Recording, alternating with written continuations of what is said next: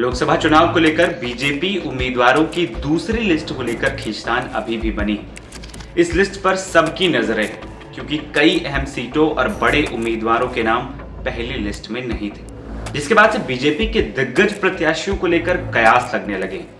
कयास इस बात के कि आखिर बची हुई सीटों पर उम्मीदवार कौन होगा।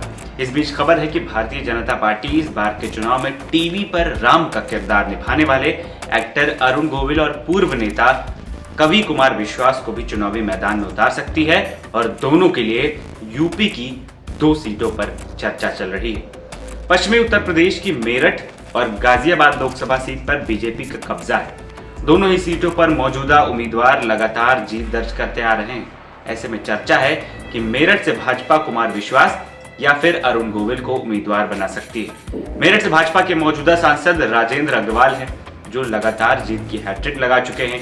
इस बार भी वो टिकट के प्रबल दावेदार हैं। ऐसे में उनकी जगह किसी बाहरी उम्मीदवार को चुनावी मैदान में उतारना भाजपा के लिए आसान नहीं हो सकता है। बताया जा रहा है कि स्थानीय नेता इसका विरोध भी कर रहे हैं और लोकल प्रत्याशी उतारने पर ही जोर डाला जा रहा है। हालांकि बीजेपी की पहली लिस्ट में मेरठ के प्रत्याशी का नाम न होने से अटकलों का बाजार गर्म होना लाजमी है। यही हाल गाजियाबाद लोकसभा सीट का भी है। यहां से retired army general VK Singh चुनाव लड़ते हैं। पिछले 2 बार से वो रिकॉर्ड मतों से जीत दर्ज करते आ रहे हैं। इस बार भी वो टिकट के दावेदारों में पहले नंबर पर हैं, लेकिन इस सीट को लेकर कुछ और ही चर्चा चलने लगी।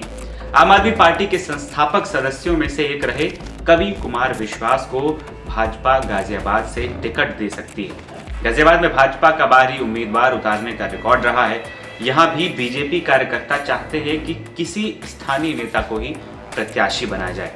ऐसे में भारतीय जनता पार्टी के निर्णायक मंडल के लिए ये दोनों सीटें परेशानी का सबब बनी हुई। इसी खींचतान की वजह से शायद भाजपा प्रत्याशियों की अपनी दूसरी लिस्ट जारी करने में देरी कर रही है और कोई वजह दिखती नहीं।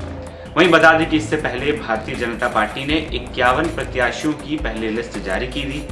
पार्टी यूपी की 75 सीटों पर चुनाव लड़ रही है, जबकि 5 सीटें उसके सहयोगी दल अपना दल, आरएलडी और सुभासपा के पास होंगी। अधिकतर राजनीति मेरठ की क्रांति धारा से ही चुनाव जनसभा करके उत्तर प्रदेश की नहीं बल्कि पड़ोसी राज्यों को भी संदेश देती रही है। चुनाव में कई लोकसभा सीटें यहीं से साधी जाती हैं। मेरठ लोकसभा सीट की जनता ने जहां काफी लंबे समय से कांग्रेस को गले लगाए रखा था, वहीं 1999 से 2019 के बीच 3 बार बीजेपी, एक बार बसपा और एक बार कांग्रेस के प्रत्याशियों को संसद भेजने का काम किया। केवल सपा रालोद ही ऐसे दल हैं जिनको 25 साल में मेरठ की जनता ने लोकसभा चुनाव में एक बार भी गले नहीं लगाया।